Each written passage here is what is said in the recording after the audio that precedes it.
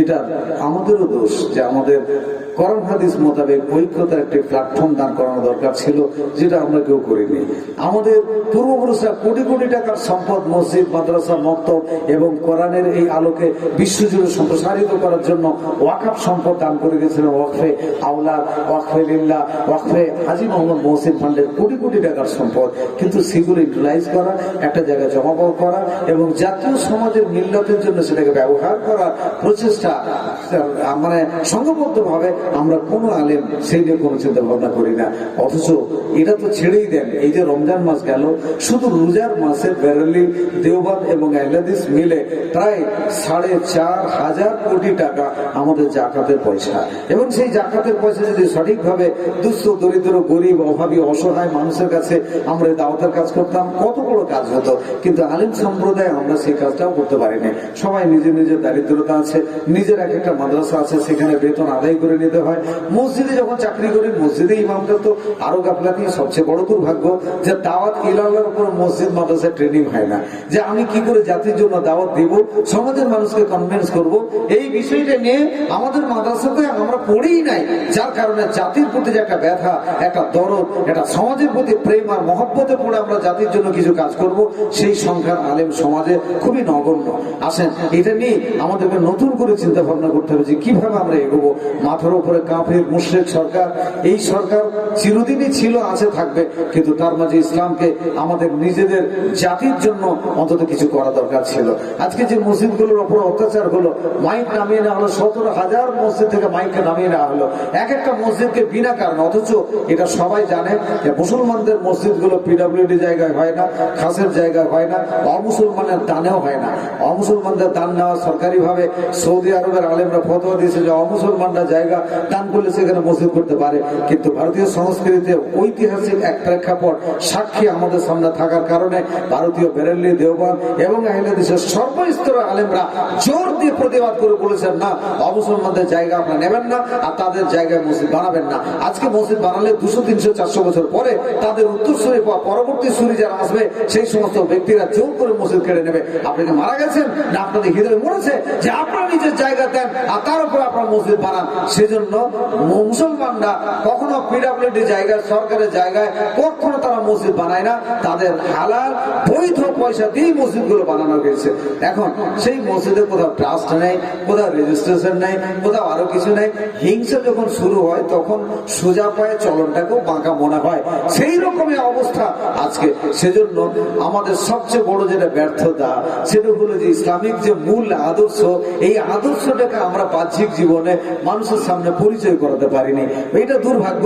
ইসলাম যে একটা সুশৃঙ্খল জীবন ব্যবস্থা, ইসলামে যে হিংসা হানাহানি শেখায় না, ইসলাম হিন্দু, মুসলিম, জৈন, ব্রাহ্মণ সকলকে নিয়ে সুশৃঙ্খল একটা জীবন ব্যবস্থা, এই বিষয়টা আমরা অমুসলমানদের কাছে থানাতে। কারণ হলেই যে 3 শ্রেণীর মানুষের কথা বললাম, মুসলমানদের architect, engineer, lecturer, professor, police প্রশাসন এবং রাজনৈতিক নেতা, তারা নিজ নিজ সমাজে যে যে জায়গায় কাজ করে, অমুসলমানরা দেখে যে মুসলমানদের ইঞ্জিনিয়াররা তো লোভী, মুসলমানদের পুলিশ প্রশাসন যারা, তারা তো চোর ডাকাত, মুসলমানদের যে সমস্ত ভালো ভালো রাজনৈতিক নেতা, তারা তো সব মানুষের পয়সা আত্মসাৎ করে। এটাই হয়তো ইসলাম, এইটাই ইসলামিক আদর্শ, এটা তাদের ধারণা। তারা কখনো এসে দেখে না যে একটা মসজিদের মধ্যে যখন মুসলমানরা নামাজ পড়ে কত ভ্রাতৃতা, কত ভালোবাসা এবং কিভাবে সেখানে দিনই তালিম দেওয়া হয়, প্রশিক্ষণ দেওয়া হয়, এটা তারা জানে না।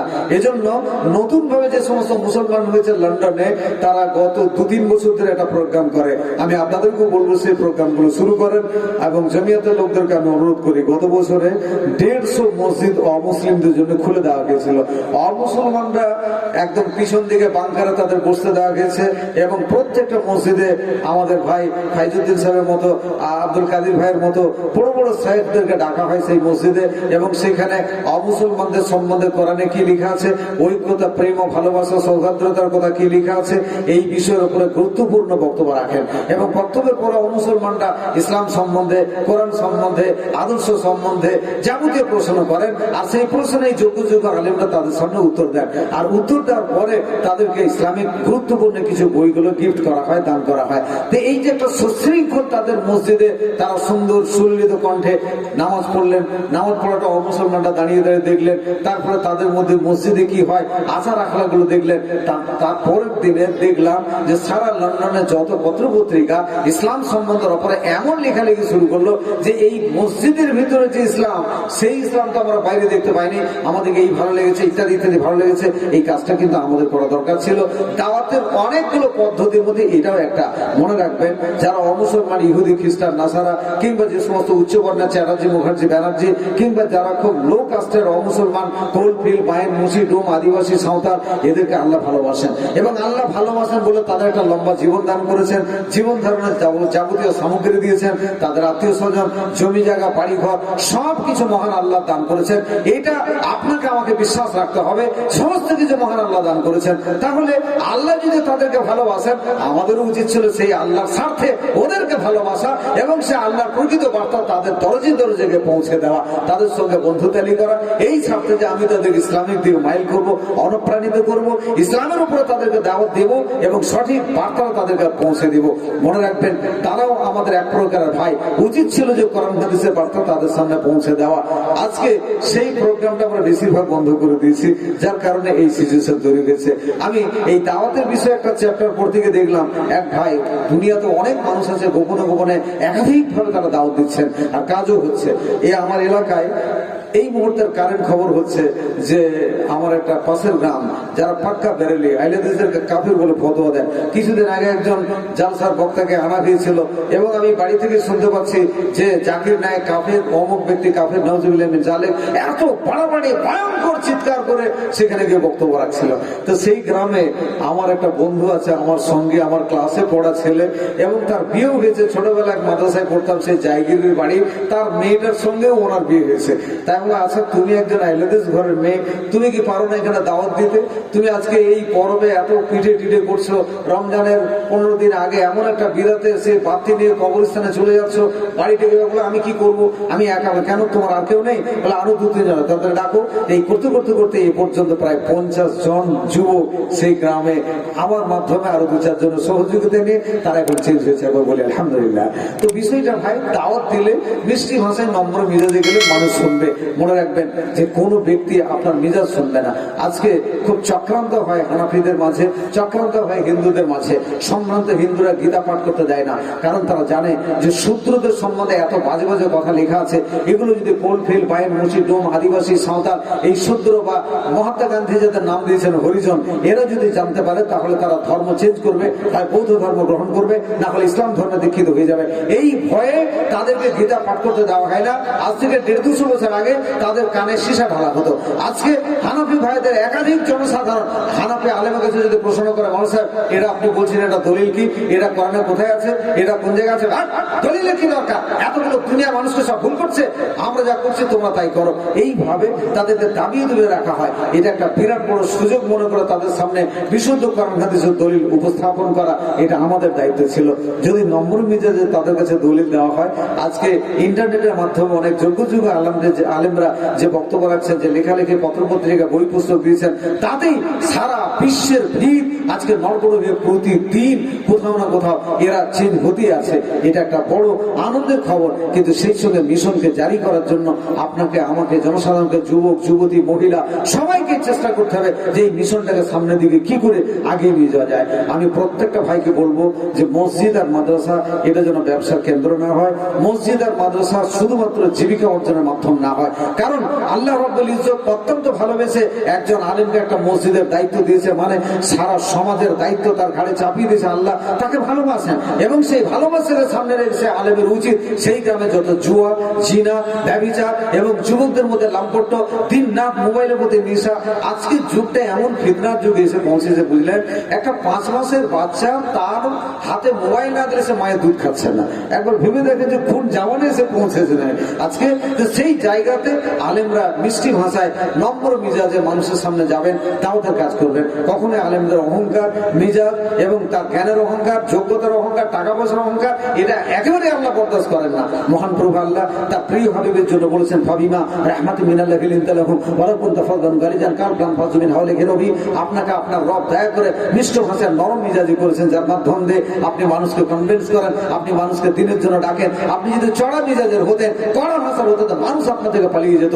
এই আদর্শ প্রত্যেকটা আলেমকে হতে হবে এবং মসজিদ আর মাদ্রাসাকে দাওয়াতের একটা মাধ্যম মনে করতে হবে যে আমি একটা ভালো জায়গায় এসেছি, আমার মাধ্যম দিয়ে আমি চেষ্টা করবো কিছু মানুষকে নামাজি বানাবার, আমি কিছু চেষ্টা করবো বিরাট মুক্ত করা, কিছু মহিলাকে আমি পর্দার আওতায় আনার চেষ্টা করব। প্রতিটি জায়গায় মহিলাদের একটা দাওয়াতি সেন্টার চালু করেন, অন্তত ইমাম সাহেব সপ্তাহে সপ্তাহে পর্দার মেয়েদেরকে বাড়িতে রেখে সামনে 2-4 জন নামাজিদের নিয়ে ছোট্ট করে একটা বক্স নিয়ে সেখানে গিয়ে এক একটা সূরা সামনে রেখে তালিম শুরু করেন এবং মহিলাদের মাঝেও তালিম দিলে মনে রাখবেন মহিলাদের তালিম দেওয়াটা এটা হানাফিদের একটা চক্রান্ত এবং এটা দীর্ঘমেয়াদী একটা প্ল্যান ও পরিকল্পনা করে মসজিদে তো যাওয়া বাধা দেওয়া হয়েছে, ঈদগাহে যাওয়া বাধা দেওয়া হয়েছে, বিভিন্ন জায়গায় কৌশল করে। আর তারও আমরাও শিকার যে আমরা নিজের নিজের মসজিদ বানিয়েছি খুব সুন্দর টাইলস করে, কিন্তু মসজিদে মেয়েদের জন্য কোনো জায়গা আমরা রাখিনি। কিন্তু মেয়েরা যদি শুনতে পেত বিশুদ্ধ কোরআন হাদিস, 4টি জায়গায় তারা দাওয়াতের কাজ করতে পারতেন। নিজের সন্তান সন্ততির কাছে তারা দাওয়াত দিতেন, তার স্বামীর কাছে দাওয়াত দিতেন, তার ভাইয়ের কাছে দাওয়াত দিতেন, তার শ্বশুর কুলের কাছে দাওয়াত দিতেন। কিন্তু বড় দুর্ভাগ্য যে আজকে সেই দাওয়াতের জায়গাটাও চক্রান্ত করে আমরা বন্ধ করে দিয়েছি। উম্মে আতিয়া থেকে আল্লাহ রসুলের একটি বিশুদ্ধ হাদিস উম্মে আতিয়া থেকে বর্ণিত রয়েছে মুসলিম শরীফে, যে আল্লাহ রসুল আমাদেরকে স্পষ্টভাবে নির্দেশ দিয়েছেন যাতে আমরা ঈদগাহে হাজির হই। কেউ একজন জিজ্ঞেস করেন, ইয়া রাসূলুল্লাহ, যদি আমাদের মধ্যে কারো চাদর না থাকে, বলে তোমাদের যারা অন্য বোনের চাদর আছে তিনি সে চাদর জড়িয়ে নেবেন। ইয়া রাসূলুল্লাহ, যদি আমাদের কোনো মেয়ে একজন তারা একটা পিরিয়ডের অবস্থায় থাকে, মেন্স অবস্থায় থাকে, বলে তাহলে তিনি সে নামাজে হাজির হবে, নামাজটাই সে পড়বে না, কিন্তু অন্যান্য খায়ের, অন্যান্য ভালাই, দোয়া দরুদ, মুসলমানদের একটা সুন্দর আনন্দ মহব্বত একটা বড় জামাতের দোয়ার মধ্যে সে সামিল হবে। কতটা গুরুত্ব দেওয়া গেছে একবার ভেবে দেখেন। আজকে ঠিক অন্য একটা হাদিসে হযরত বিলাল থেকে যে আল্লাহ রাসূল নিয়ে যান মহিলাদের মাঝে বক্তব্য রাখলেন, তো মেয়েরা তার বক্তব্য শোনার পরে এত প্লিজড হলেন, এত সন্তুষ্ট হলেন যে ইসলামের জন্য তাদের অন্তরটা কত প্রাণ নিবেদিত ছিল যে তারা সোনা দানা এমন ভাবে তারা দান করলো যে হযরত বিলাল রাদিয়াল্লাহু আনহু কাপড়ে করে তার চাদর করে একবার মুঠি করে চাদরে করে সেই সমস্ত সম্পদ এনেছিলেন। তাহলে সেই মহিলাদেরকে জুম্মাতে খুতবায় দাওয়াতের কাজে যদি আমরা তাদেরকে বাধা দান করি, এটা কত বড় ভুল। এটা একটা চক্রান্ত যে মেয়েরা কেন মসজিদে যাবে, বেপর্দা হবে, অথচ তারা শপিং মলে যায়, বেপর্দা হয়ে যায়, নির্লজ্জের মধ্যে যায়, মাথা চুল খুলে যায়, তাদের মধ্যে ইসলামিক কোনো চেতনা বোধ নাই, এমন ভাবে তারা বেশ্যা মহিলার সঙ্গে তুলনা করা হয়, এইরকম নোংরা চরিত্রে যায়, সেখানে তাদের চোখে ঠেকে না। সেই সমস্ত জায়গাগুলো থেকে তাদেরকে পবিত্র একটা মসজিদে গেলে যত রকমের গোলমাল হয়, ফিতনা হয়, বিভিন্ন বাজে বাজে দুর্বল সূত্রে একাধিক রেওয়ায়তকে সামনে দাঁড় করিয়ে মহিলাদেরকে চিরদিনের জন্য এই ভালো কাজে বাধা দেয়। আমি আপনাদের কাছে বলবো, অন্তত এই গ্রামে ঈদগাহে বছরে একবার নইলে 2 বার তো ঈদে যান। কি একটু পারেন না এইভাবে প্যান্ডেল করে মেয়েদেরকে ঈদগাহে নিয়ে যেতে? আপনাকে পারেন না? এত সুন্দর টাইলস দিয়ে মসজিদ বানাচ্ছেন, সেই মসজিদের মধ্যে একটা মেয়েদের জন্য খানিকটা জায়গা হয় না? যত তারা সপ্তাহে একদিন করে জুম্মায় যাবে, কিংবা দিনের বেলায় নামাজগুলো যাবে, কিংবা তারা 5 ওয়াক্তেই যাবে। গতকাল আমি একটা বক্তব্য ছিলাম বীরভূম জেলায় সাঁকড়গাছা গ্রামে, আমার এত ভালো লাগলো। নতুন একটা ইমাম সাহেব এসেছেন, ওর নাম আব্দুর রহমান ভাই, একই মাদ্রাসায় পড়েছে, আমার থেকে 2 বছর নিচে ছিল। তো সেই ইমামটা চিরদিনের ভালো একজন কর্মী। তো কি বললো, মল সাহেব আসেন আমি একটা ভালো জায়গা দেখায়। উপরে নিয়ে দেখলাম কেউ ফার্স্ট ক্লাস করে মেয়েদের জন্য ব্যবস্থা, অন্যদিক থেকে সিঁড়ি, তার বাথরুম, পেচ্ছাপ, পায়খানা, এবং মহিলারা ইজ্জতের সঙ্গে আসবে, তারা সেখানে আরামও করতে পারে, তাদের ওখানে কোনো পুরুষের সমাগম নাই, যাওয়ার কোনো লাইনও নাই।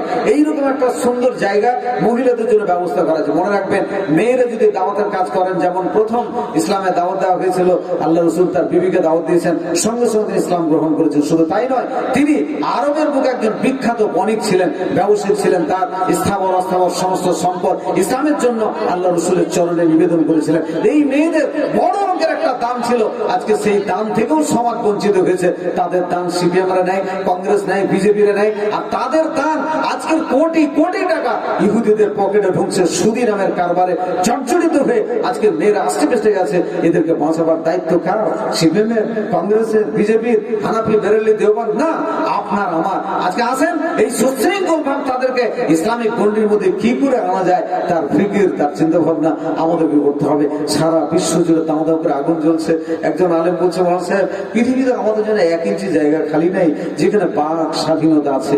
এ কথা হযরত আবু হুরায়রা রাদিয়াল্লাহু আনহু তিনিও বলেছিলেন যে, ও আল্লাহ, 60 হিজরির পরে তুমি আমাকে আর বাঁচিয়ে রেখো না, কারণ তারপরে এত বেশি ফিতনা আসবে, সেই ফিতনা যেন আমাকে দেখতে না হয়। তিনি এছাড়াও একটা কথা বলেছিলেন, আমি এমন কিছু সত্য জিনিস জানি যে আল্লাহ রাসূল আমাকে বলেছেন, এখন যদি আমি প্রকাশ করি আমার গলা কাটা হবে। আজকে সেই জায়গায় আমরা উপস্থিত হয়েছি। আজকে হক কথা বলার জায়গা নেই। বাংলাদেশে বড় বড় আলেম হক কথা মঞ্চে বলেছেন, ইউটিউবের মাধ্যমে দেখেছে, সঙ্গে সঙ্গে তাকে গ্রেপ্তার করা হলো, জেলে বন্দী করা হলো, কাউকে হত্যা করা হলো, কাউকে গায়েব করে দেওয়া হলো। এবং মুসলমানদের দেশে যেখানে রাজতন্ত্র চলছে, এই রাজতন্ত্রের বিরুদ্ধে সরকারের শত অপরাধের একটা মাত্র যদি কেউ নক করেছে বলেছে, এমনিতে তো বলার কোনো অধিকার নেই, বললেই তাকে হত্যা করা হয়। বড় দুর্ভাগ্য যে তাদের কাছে ইসলাম একেবারে শিশির বিন্দুর মতোই তাদের ইমান, তাদের দেশ। যদিও আলেম ওলামা, মুসলিম দেশের আলেম ওলামারা অক্লান্ত মেহনত করেছেন। যত সৌদি আরবে বদনাম করেন, সেখানে সিনেমা হল চালু হয়েছে, এটা সত্য, এবং সেখানে আলেমদের প্রতি অনেকটা প্রতিবন্ধকতা হয়েছে, এটা সত্য। কিন্তু এটা তো অস্বীকার করা নয়, সারা বিশ্ব জুড়ে সৌদি থেকে দাওয়াতের কাজ চলছে। সৌদি থেকে বড় বড় মদিনা থেকে পাস করা দায়ী বিশ্ব জুড়ে খেদমত করছে। পৃথিবীর যে যে ভাষা, যে যে এলাকা আছে, আরবিয়ান সাহেবরা সেই বড় বড় মাদ্রাসা থেকে যোগ্য যোগ্য আলেম, ভালো সুসন্তান, ভালো ব্রিলিয়ান্ট সন্তানদেরকে নিয়ে নিজের মাদ্রাসায় পড়িয়ে তাদেরকে দাওয়াতের তৈরি করে বিশ্বজুড়ে খেদমত চলছে। তাদের থেকে বিশ্বজুড়ে লাইব্রেরি হচ্ছে, তাদের মাধ্যমে পৃথিবীর বিভিন্ন প্রান্তে মাদ্রাসা তৈরি হচ্ছে, মসজিদ তৈরি হচ্ছে, ইসলামিক প্রচার হচ্ছে। অস্বীকার করার কোনো পথ নেই। কারণ আল্লাহ রসুল একটা হাদিস, যে একটা সাপ দর থেকে যখন বার হয়, ক্ষুধার্ত ঘুরতে ঘুরতে ঘুরতে যখন সে পেট ভরে সন্ধ্যার সময় নিজের বাসায় ফিরে আসে, ইসলাম বার হয়েছে মদিনা থেকে, আর এটা সারা বিশ্ব জুড়ে সম্প্রসারিত হবে, পরিভ্রমণ করবে, ঘুরতে ঘুরতে এসে মদিনাতে শেষ হবে। আজও দেখা গেছে মদিনার ইসলাম পৃথিবীর থেকে সবচেয়ে টপ র্যাঙ্কের এবং শেষ পর্যন্ত থাকবে, এটাই আল্লাহ রসুল ভবিষ্যৎবাণী করেছেন। অতএব শত রকম বললেও দেশের শাসন মাঝে মাঝে গন্ডগোল হয়। যারা হজ করতে গেছেন, উমরা করতে গেছেন, তারা জানেন যে এই পাথরটা যেটা রয়েছে, সেই পাথরটা ভেঙে টুকরো টুকরো করা গেছে। জোর করে সেই পাথরটাকে এমন সরে কোথায় নিয়ে যাওয়া হয়। 40 বছর পর্যন্ত কাবা শরীফ ছিল না। মুসলমানরাই এই কাবা শরীফের 4টে মুসল্লা তৈরি করে এবং 400 বছর ধরে নামাজ পড়েছে। মক্কা মদিনাতে দাঙ্গার মারপিটের কোনো শেষ হয়নি। বলেছে আগে যে এখানে জঙ্গে সিফিনা, জঙ্গে জিমাল, দুটি যুদ্ধ আল্লাহ রসুল ইন্তেকালের পরে একদিকে আল্লাহ রসুলের বিবি, আরেকদিকে জামাই, এমন ভাবে মারপিট হয়েছে 72,000 মুসলমান দুটি যুদ্ধে প্রাণ দিয়েছে। তারপরও হাজ্জাজ বিন ইউসুফ, যাকে পৃথিবীর সবচেয়ে বড় ফাসেক ব্যক্তি বলা হয়, যদিও তার অবদানও কম নেই, কিন্তু পৃথিবী জুড়ে লক্ষাধিক মানুষকে হত্যা করেছে। শুধু মদিনাতে একই দিনে যুদ্ধ বাঁধিয়ে অন্তত 12,000-এর বেশি মুসলমানকে সেদিন সে হত্যা করেছে। এখন বিষয়টা হলো, তারপরও সেখানে আলেম ওলামা আজও বিশ্বজুড়ে দাওয়াতের কাজ চলছে। ব্যর্থ শুধু আমরা, যে আমাদের কাছে সব আল্লাহ দান করেছে, আমাদের কাছে যাকাত, ফিতরা, ঔষধ, কুরবানি, এখনো শত পাবলিকদেরকে খারাপ বলি, যাই বলি, এখনো জনসাধারণ ইসলামের টানে, আলেমদের ডাকে, এত বৃষ্টিতে, এত ওয়েদার খারাপও আজকে মানুষ এখানে এসে উপস্থিত হয়েছে। জালসার প্রতি মানুষের মহব্বত, মাদ্রাসার প্রতি মানুষের টান, ইসলামের প্রতি মানুষের একটা কি বলবো প্ল্যান, হেরিটেটিভ, জিনগত ভাবে তাদের একটা টান আছে। আসেন এই টানটাকে কাজে লাগিয়ে জাতীয় মিল্লাতের হয়ে আমাদের কিছু কাজ করা দরকার। আমি যেখানে বক্তব্য রাখছি সামান্য দূরে হাজারদুয়ারি, এখানে 1100 মসজিদ ছিল এবং নবাব পিরিয়ডে সে 1100 মসজিদের মধ্যে এখন মাত্র 3 থেকে 350 মসজিদ। বাকি মসজিদগুলো কোথায় গেল? এইভাবে সারা ভারতবর্ষে হাজার হাজার মসজিদ আজকে গায়েব করা হয়েছে, জায়গাগুলো জবরদখল করা হয়েছে। মালদার আদিনায় যখন চাষা করতে যায়, চোখ দিয়ে পানি আসে। অন্তত 150 বিঘা জায়গার উপরে আদিনা মসজিদ আজকে বাংলাদেশের রিফিউজিরা 2 কাঠা 4 কাঠা করে নিয়ে বাড়িঘর বানিয়ে রেখেছে। বিশাল মসজিদ ভগ্নাবশেষ পড়ে আছে, সেখানে কোনো দেখভাল নাই, তার কোনো প্রতিবাদ নাই।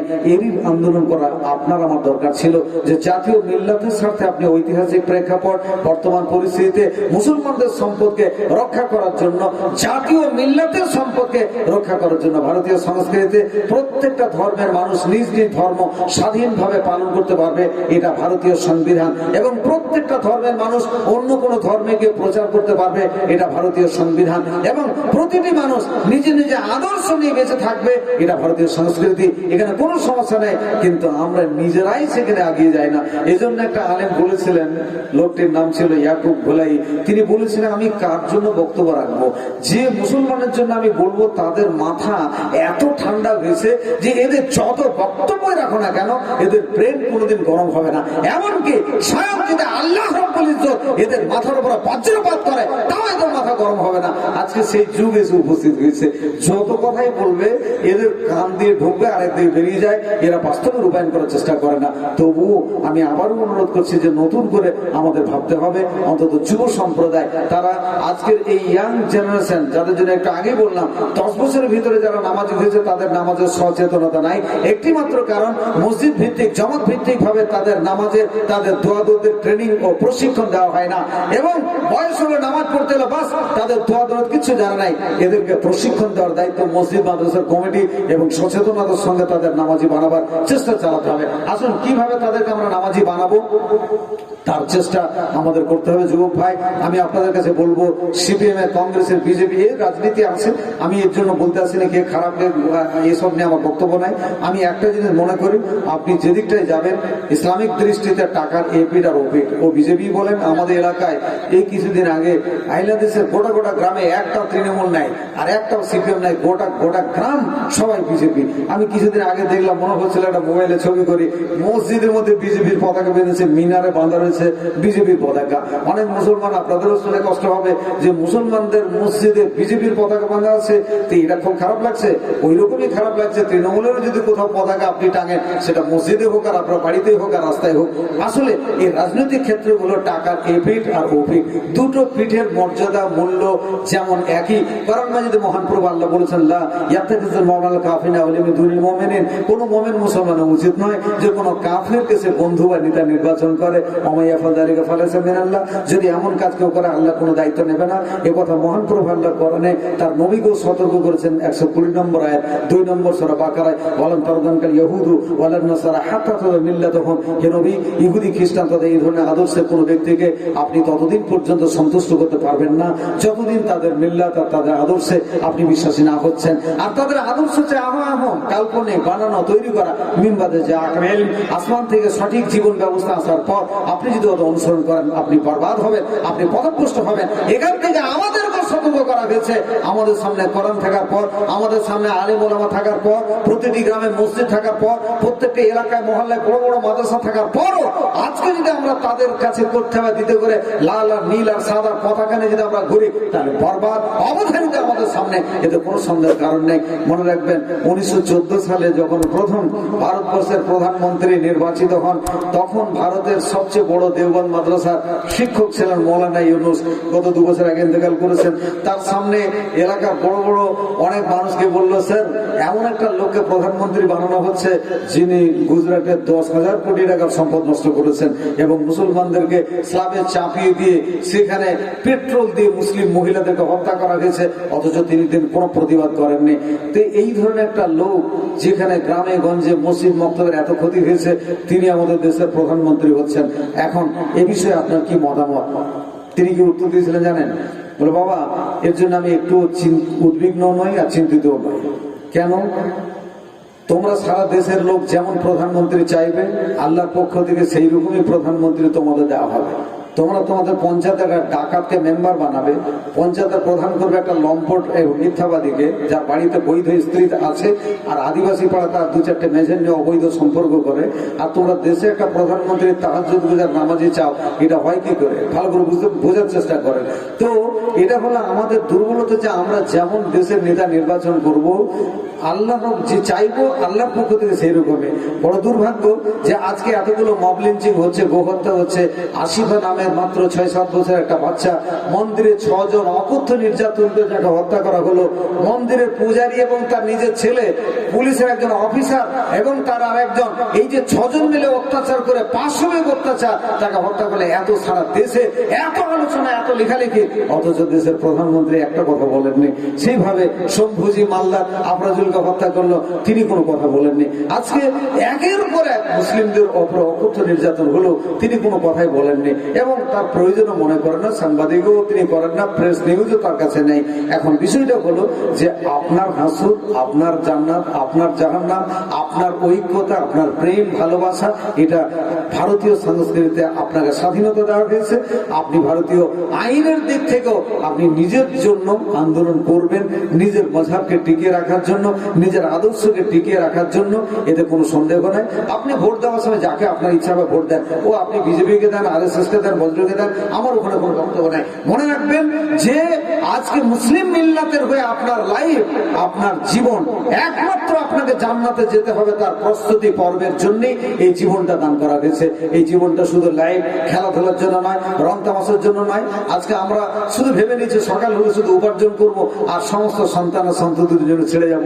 আসলে এটা কোনো দরকার ছিল না। কারণ কোরআন মাজিদে মহান প্রভু আল্লাহ বলেছেন যে লাতাক্তুল আল্লাহ খাশিয়াতি ইমলাক, নিজের সন্তানদেরকে তোমরা খেতে দিতে পারবে না এমন ভয়ে ওদেরকে কতল করবে না। নাহনু নারযুকুহুম, এই বাচ্চাগুলোকে আমি খেতে দিই। অতএব পৃথিবীতে যত বাচ্চা জন্মেছে সেই বাচ্চার সঙ্গে সঙ্গে তার রেশন, তার লাইফের জন্য খাদ্য তার সঙ্গে মহান প্রভু অ্যালার্ট করে দিয়েছেন। অতএব আপনি একবার ভেবে দেখেন তো, যেদিন একটা মা বাচ্চা ভূমিষ্ঠ হয় সেদিনই তার বুকে থেকে দুধ আসে, তার আগে পর্যন্ত একটা যুবতী মেয়ে কখনো দুধ আসে না। তাহলে সেই দুধ তার গ্রোথ হবে, বৃদ্ধি হবে, মোটা হবে, খেতে সুস্বাদু হবে, তার যতটা প্রোটিন দরকার, তার যতটা মানে গরম দরকার, গলাতে একবার ঠান্ডা দুধ দিলে কষ্ট হবে, গলা ব্যথা হবে, সমস্ত রকমের তার দুধের মধ্যে দেওয়া আছে। একবার ভেবে দেখেছেন? আজকে বড় দুর্ভাগ্য যে সেই বাচ্চার জন্য আপনি খাওয়ারের জন্য ভাবছেন, একটা বাচ্চার হাত পুড়ে গেছে তার জন্য ভ্যালোরে নিয়ে যাচ্ছেন, অথচ বাচ্চাটা লাইফ টাইমের জন্য জাহান্নামে পড়বে তার জন্য আপনি কোনো চিন্তা ভাবনা করেন না। এই জন্য একটা বাচ্চাকে ইঞ্জিনিয়ার করেন, লেকচারার করেন, আর্কিটেক্ট করেন, কিন্তু তার সঙ্গে বাচ্চাটাকে ইমানদার করেন, আল্লাহওয়ালা করেন। আমার লাইফে অনেকবার বলেছি, আমি একবার ভাটখাল বলে একটি জায়গায় গিয়েছি, আমি দেখলাম যে একজন নামাজ পড়াচ্ছেন, তো চাইনিজ শার্ট জামা পরে, কালো রঙের ফুল প্যান্ট পরে, এত বড় বড় সাহেবরা থাকা সত্ত্বেও তাকে নামাজ পড়াতে দেওয়া গেছে। আমি বললাম, হাগু এই লোকটা নামাজ পড়াবে? তা নামাজ যখন পড়ালেন তা আমি সব ভুলে গেলাম, তার কণ্ঠস্বর, তার মাখরাজ এত সুন্দর কেরাত শুনে। বাইরে এসে জিজ্ঞেস করলাম, আপনি জানেন না ইনি আমাদের একজন আইপিএস অফিসার? শুধু উনি নন, এলাকায় অনেক ডাক্তার আছে, ইঞ্জিনিয়ার আছে যারা প্রাথমিক স্তরে আগে কোরআনের হাফেজ হয়, তারপরে তাদেরকে অন্য লাইনে দেওয়া হয়। এটা আমার মাথায় ছিল যে আমিও চেষ্টা করব আল্লাহ রাজি থাকলে জাতীয় সমাজের জন্য এই ধরনের একটা মাদ্রাসা তৈরি। তা আমি যখন গরিব ছিলাম, আলহামদুলিল্লাহ এখন আল্লাহ ব্যবসা দিয়েছে, অনেক কিছু দিয়েছে, অবশেষে আজকে মাত্র 2 বছর হলো আমি একটু ওই রকম মাদ্রাসা শুরু করেছি। আর এটা আমি আজকে আপনাদের এখানে বলছি কেন, যে আমি আপনাদেরকে অনুরোধ করবো যে আপনারা ওই ধরনের মডেল স্কুল তৈরি করেন। এটা মাদ্রাসা, এর নাম হচ্ছে মাদ্রাসা তাহফিজুল কোরআন লিল বানাতুল বানিন, আর এটা স্কুল, এজন্য এর নাম হচ্ছে পাড়ই ন্যাশনাল স্কুল। এখানে বাচ্চারা 1-এ ভর্তি হলে ক্লাস 6 বা 7 পর্যন্ত যেতে যেতে গোটা কোরআনের হাফেজ হবে, এইরকম একটা টার্গেট করে স্কুল বানানো হয়েছে। এদের একটা ইংরেজিতে দোয়ার বই আছে, 41টা দোয়া আছে, ক্লাস 4-এ 1 বছরে ওইটা মুখস্থ করতে হবে। এদেরকে আল্লামা কাহতানি লেখা হিসনুল মুসলিম দোয়ার বইটা 1 থেকে ক্লাস 3 পর্যন্ত গোটা বইটা তাকে মুখস্থ করতে হবে। দুপুর বেলায় বাচ্চাদেরকে ইংরেজিতে এবং আরবিতে কথা বলা শেখানো হয়, প্রতিদিন 10টা করে শব্দ মুখস্থ করানো হয়, ওদের সারাদিনই পঠন পাঠানো হয়। 9 জন শিক্ষক আছে, কোনো বাচ্চাকে আমি মুষ্টি চাল আদায়ের জন্য ঝোলা ধরিয়ে দিনই লোকের দরজায় ভিক্ষা করতে যাবে না, আর আমার কোনো শিক্ষক আদায় করতে যায় না। অন্তত 30 লক্ষ টাকা ব্যয় করে একটা মৌলানা সাহেবের বাড়ি কিনে তার উপরে খরচ করে স্কুলটা আমি বানিয়েছি, যেখানে আমার লক্ষ্যই হলো বাচ্চাগুলোকে দাওয়াতের কাজ প্রশিক্ষণ দেওয়া, তার সঙ্গে সে ইঞ্জিনিয়ার হবে, ডাক্তার হবে, লেকচার হবে এবং গোটা কোরআনের হাফেজ হবে। এবং কতটা লাভ পেয়েছে, আজকে একজন মহিলা আমাকে ফোন করে বলছে, আপনার ধুলিয়ানের একটা বাচ্চা আমার ওখানে পড়ে, যেমন স্যার আপনি তো বাচ্চাটাকে জাদু বানিয়ে দিয়েছেন, সারা পাড়ার সবচেয়ে বড় বদমাস একটা বাচ্চা, তো সেই ছেলেটি পাড়ার অন্তত 8টা-10টা বাচ্চাকে নামাজি বানিয়েছে। আমি প্রতিদিন ফজরের সময় সবারই শিক্ষক, আমি আমার জোর করে আমার স্ত্রীও আমার শিক্ষক, তাকে আমি আরবি গ্রামার গুলো পড়িয়েছি এবং আমার ছেলে মেয়েদেরকে পড়াই। ফজরের পরে আমি কাউকে ঘুমাতে দিই না, এবং আমার মাদ্রাসার নিয়ম 1 ঘন্টা আগে এলাম দিয়ে দেওয়া হয়, 1 ঘন্টা ফজর আজানে 1 ঘন্টা আগে বাচ্চারা হিফজ করতে বসে যায় এবং সেখানে অনেক নগদ লাভ পাওয়া যায়। আলহামদুলিল্লাহ। একদিন ফজর বলছে, আচ্ছা বাবু তোমরা আমাকে আপনি বলছো কেন? বলে জি আপনি মাদ্রাসার প্রতিষ্ঠাতা, আপনি আমাদের খাবারের ব্যবস্থা করেন, আপনি আমাদের ভালোবাসেন, তো আপনারা আমরা আপনি বলবো না। ক্লাসে তোমার মাকে কি বলো, তোমার আব্বাকে কি বলো? আমি মাকে তুই বলি, আব্বাকে তুমি বলি। এটা তো আমাদের কেন, আজ থেকে তোমার আমাকেও তুই বলবে, তা বলা যাবে না কেন? যে মা তোমাকে লালন পালন করেছে, যে মায়ের পায়ের নিচে তোমার জান্নাত, আর তাকে তুই বলে লাথি মেরে এরকম, আর তাকে তুই বলছেন আমাকে আপনি বলেন।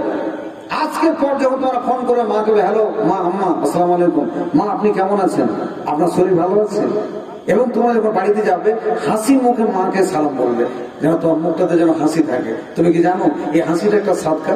তোমার মা এবং তোর আব্বা শুধু এইটুকু একটু হাসির দেখতে চায়। একটা বাপ যখন বয়স হয়, আমাদের ছেলেপেলেরা বড় হয়েছে, আমার মা বুড়ি, শুধুমাত্র মায়ের কাছে গিয়ে একটু হাসি, মা আপনি কেমন আছেন, আপনার শরীর ভালো আছে, মা আপনার শরীরে কিছু অসুবিধা, কিছু টাকা লাগবে, এটাতে মায়ের এত আনন্দ হয়। আজকে আপনি সন্তানের জন্য অনেক ফলমূল নিয়ে যান, তাজা তাজা ফল, কিন্তু আপনি একবার পরীক্ষা করে দেখেন, পচা ফলগুলোকে আপনি মায়ের কাছে নিয়ে যান, কেটে কেটে পচাটা ভাতে খাবে, আর লোকের কাছে বলবো আমার ছেলে খুব ভালো। কি ঠিক না ভাই? ঠিক কথা বুঝতে পারছেন? আজকে সেই প্রশিক্ষণ বাচ্চাদের দেওয়ার পরে দেখো, তোমরা আজকের পর কখনো মাকে এবং আপনাকে তুমি বলবে না এবং তুই বলবে না। তুই আজকে এই যে তুমি নামাজ পড়তেছো, এত কষ্ট করে ফজরের নামাজ পড়ছো, নেকি হলো না গুনাহ হলো না? নেকি হয়েছে। তাহলে এই নেকিটায় তুমি যদি আরেকটা বাচ্চাকে ডাকো, এতটাই নেকি দেওয়া হয় শুধু ডাকার জন্য। দুটো ডাকলে 2 গুণ, 3টে ডাকলে 3 গুণ, 4টে ডাক, অথচ আল্লাহ রাব্বুল ইজ্জত ওই বাচ্চাটার নেকি কেটে তোমাকে দেবে না। আল্লাহর কাছে নেকির ভান্ডার আছে, কোনো অভাব নেই। অতএব তুমি বাচ্চাদেরকে ডাক, এই দাওয়াতের কাজটা আমাদের বন্ধ হয়েছে। বাবু তোমরা কিন্তু আমার এই মাদ্রাসায় যখন পড়ছো, এখানে তোমাদেরকে দাওয়াতের কাজ করতে হবে। এটা এত বড় কাজে লেগেছে বুঝছেন, যে সেই বাচ্চারা যে যে জায়গায় আছে, তারা ওই ছোট ছোট ছোট ছোট বাচ্চাদেরকে ধরে ধরে ডেকে নিয়ে আসে, দাওয়াতের কাজ করতে আসে। তিরস্কার হয়, তাচ্ছিল্য হয়, লোকের কথা শুনতে হয়, অনেকে অনেক বাজে কথা বলে। ইজা আসাবাতকুম মুসিবা, যত বড় বিপদ আসুক না ফাসবির, ধৈর্য অবলম্বন করতে হবে। মহান আল্লাহ আবার বলেছেন দাওয়াতের কাজ করতে হয়, ইন্নাল্লাহ কাবীরাতুন ইল্লা ওয়াফাশিন। দাওয়াত দেওয়াটা ভীষণ কঠিন কাজ, কিন্তু যারা সত্যিকার আল্লাহওয়ালা, আল্লাহর কাছে তার পুরস্কারের লোভে সে সমস্ত অপরাধ, কষ্ট সবকিছুকে সে চোখ বুঝে সহ্য করবে।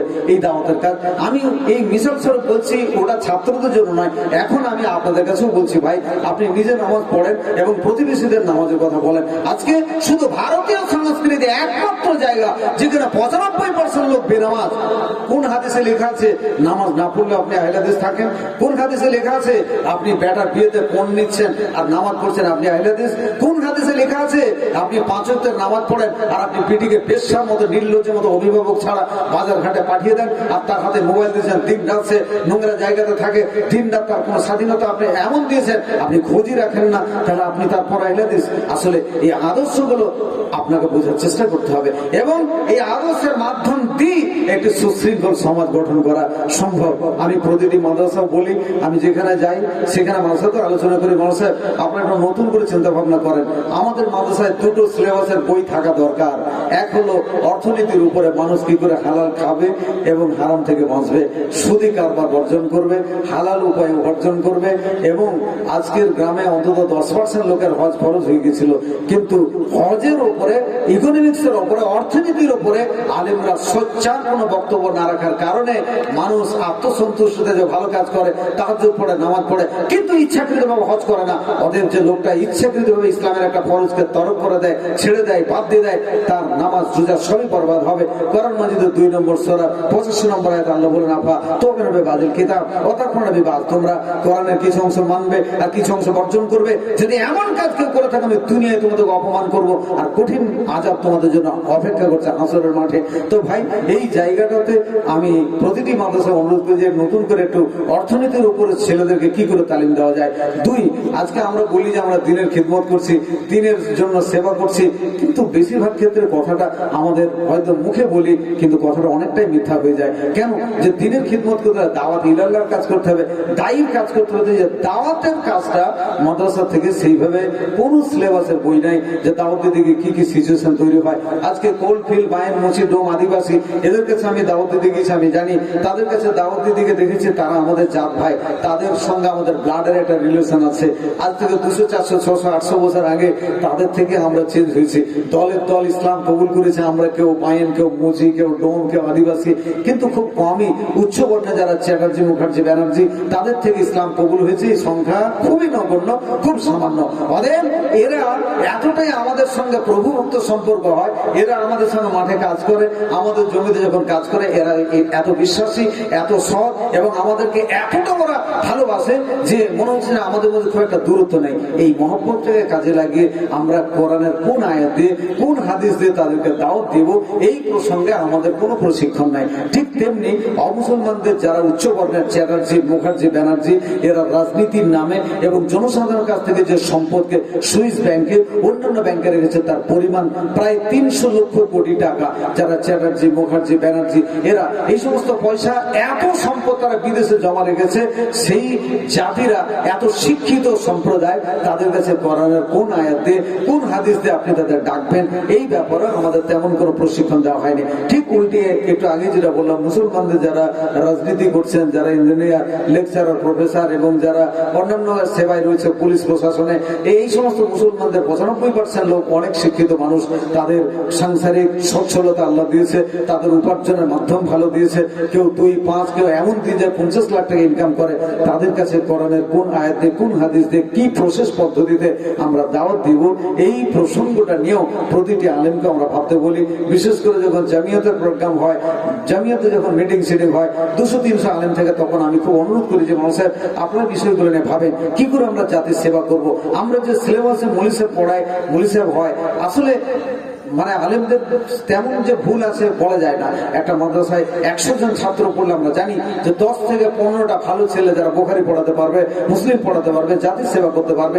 বাকি 80% ছাত্র যাদের জন্য অন্যান্য দাওয়াতের একটু কাজ দিয়ে স্বাধীন কোনো একটা জীবিকার মাধ্যম বানিয়ে দেন। এই যে লকডাউনটা হলো, এই লকডাউনে যে কত লাভ হয়েছে সেটা আমি একজন ব্যবসায়িক হিসেবে জানি। ভাই, আমি একজন সরাসরি ব্যবসায়িক। পাড়ই বাজারে আমার হোলসেল কারবার আছে, কাপড়ের হোলসেল করি, আর অন্য দোকান, দুটো গোডাউন, এবং না হলে অন্তত 50টা মৌলভী সাহেব আমার কাছ থেকে মাল নিয়ে ব্যবসা করে। তা আমি লকডাউনে যখন মসজিদে বেতন বন্ধ করে দিল, মাদ্রাসাগুলো বন্ধ হয়ে গেল, তখন দেখলাম যে কেউ কাপড়ের গাঁট নেই, কেউ আমার কাছ থেকে ওড়না নেই, কেউ আরো কিছু বই পুস্তক নেই, আতর সুরমানি যখন ঘুরছে, তা এখন সেই মৌলভীরা আর মাদ্রাসায় যাচ্ছে না।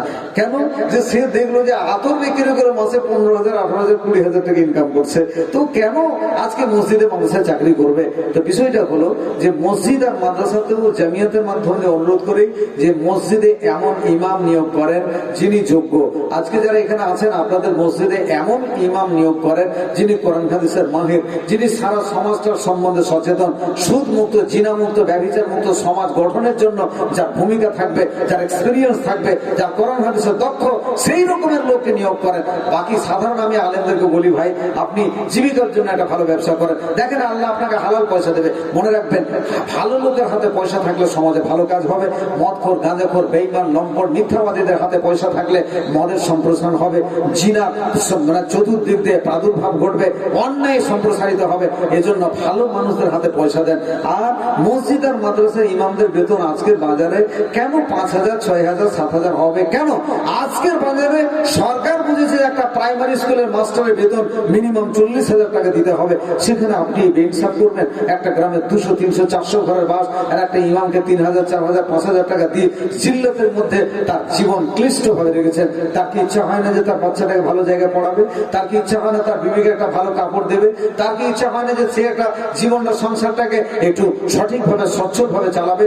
বাধার প্রতিবন্ধকতা করছেন কেন? আপনার একটু উদার হন।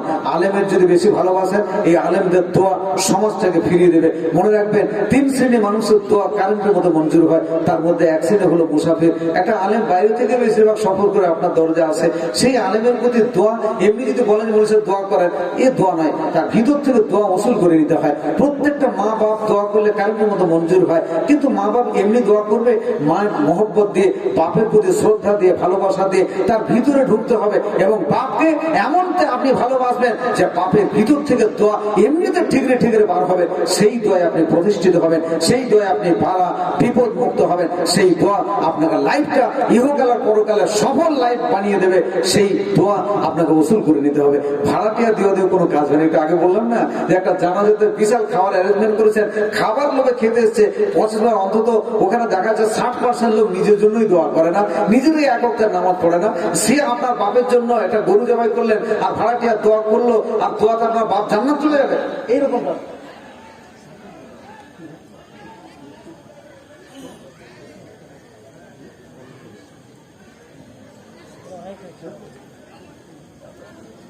Oh. তো ভাই যেটা বলছিলাম যে দোয়া নিতে হবে, তেমনি আলেমদের প্রতি ভালোবাসা রেখে, মসজিদের প্রতি ভালোবাসা রেখে, মাদ্রাসার প্রতি শ্রদ্ধা রেখে, ভালোবাসা দিয়ে আলেমদের কাছ থেকে দোয়া নিতে হবে। 3 নম্বর একটা জায়গা হলো মজলুম, বিনা কারণে কারো উপরে জুলুম করবেন না, এবং যদি অত্যাচারিত ব্যক্তি যদি বরদোয়া করে কারণের মতো মঞ্জুর হয়, এই মজলুমদের যদি আপনি সহযোগিতা করেন, যার কেউ নেই, যে অসহায় বিধবা, লোকের দরজায় কে মানে চেয়ে চেয়ে খায়, এমন কিছু গরিব মানুষ বিনা কারণে রাজনৈতিক প্রহসনের শিকার, জনসাধারণের শিকার, প্রতিবেশী ধনী ব্যক্তি তার উপর অত্যাচার করে, এদের পাশে থাকেন। এরা যদি বরদোয়া করে একেবারে সঙ্গে সঙ্গে বরদোয়া মঞ্জুর হয়, আর তারা যদি ভালো দোয়া করে, তাদের যদি সেবা করেন, সে দোয়া মঞ্জুর হয়। আসেন এই দোয়ার মাধ্যম দিয়ে পৃথিবীতে আমরা আবার একটা ভালো সুশৃঙ্খল একটা ইসলামিক সমাজকে কায়েম করি। আপনার সন্তানকে আপনি আল্লাহওয়ালা বানান, দিনদার বানান, তার সঙ্গে আপনি ইঞ্জিনিয়ার, ডাক্তার, লেকচারার তৈরি করেন। দেখবেন অদূর ভবিষ্যতে এই ডাক্তার, ইঞ্জিনিয়াররা দাওয়াতের কাজ শুরু করবে, এবং আমরা আবার আল্লাহ রাজি থাকলে একটা সুশৃঙ্খল ইসলামিক সমাজ ফিরে পাবো। আল্লাহ আমাদের সেই তৌফিক দান করুন, বলুন আমিন। ওয়া আখিরু দাওয়ানা আনিল হামদুলিল্লাহি রাব্বিল আলামিন। আসসালামু আলাইকুম ওয়া রাহমাতুল্লাহি ওয়া বারাকাতুহু।